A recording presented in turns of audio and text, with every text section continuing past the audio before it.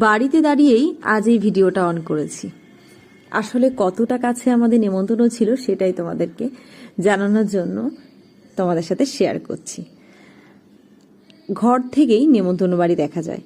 আসলে যেহেতু রাস্তার মধ্যে অনুষ্ঠানটা হচ্ছে, তো সেজন্য একেবারেই ঘর থেকেই দেখা যাচ্ছে। সারাদিনই বাড়ির পাশে অনুষ্ঠান বলে সারাদিনই মোটামুটি কম বেশি যাতায়াত করেছি। তারপরে রাতে আবার গেছি, যখন সবাই এসেছে, কেক কাটা পর্ব চলছে। তো সোনাকে গিফট দিয়ে বললাম দিদিভাইকে দাও, আজকে এই যে আরাধ্যার 10 বছরের বার্থডে সেলিব্রেশন হলো, তো সেই উপলক্ষে আজকে এই অনুষ্ঠান। আর দেখো ওখানে কেক টেক কাটার পরে পকোড়া কেক খাওয়া দাওয়া করে বাইরে এসে একটু দাঁড়িয়েছি, দেখছি এখানে নান ভাজা হচ্ছে, নান পুরি। আর এই যে দেখো বর কিন্তু দাঁড়িয়েছিল ঘাবলা হাতে সার্ভ করার জন্য সকলকে। তো আজকে কিন্তু দায়িত্ব নিয়ে নিয়েছে ক্যাটারিং এর। শুধু বর নয়, আরো সমস্ত দাদা ভাইরা ছিল, তারা সকলে মিলে, যেহেতু ছোটখাটো অনুষ্ঠান, তো এটা কিন্তু বেশ ভালোই লাগে। এই যে সকলকে সার্ভ করা, দেওয়া থাওয়া করাটা বেশ ভালোই লাগে।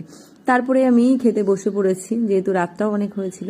তো প্রথমে চিকেন শ্যাটের সাথে কিন্তু টমেটো সস দিয়ে বেশ ভালো খেয়েছি। তারপরে পড়ে গেছিল বেবি নান, সঙ্গে হচ্ছে চানা মশলা। তবে চানাটাই কিন্তু ছিল পনির, সঙ্গে নারকেল কুচি, বেশ ভালো লেগেছিল খেতে। তার সাথে ফ্রাইড রাইস, সঙ্গে ছিল চিলি চিকেন। বেসিক্যালি আমি চিলি চিকেন খুব একটা পছন্দ করি না, তবে এই রান্নাটা বেশ আমার কাছে ভালো লেগেছিল। তো ভালোই চিলি চিকেন দিয়ে তোমার রাইসটা খেলাম, সঙ্গে স্যালাডও ছিল।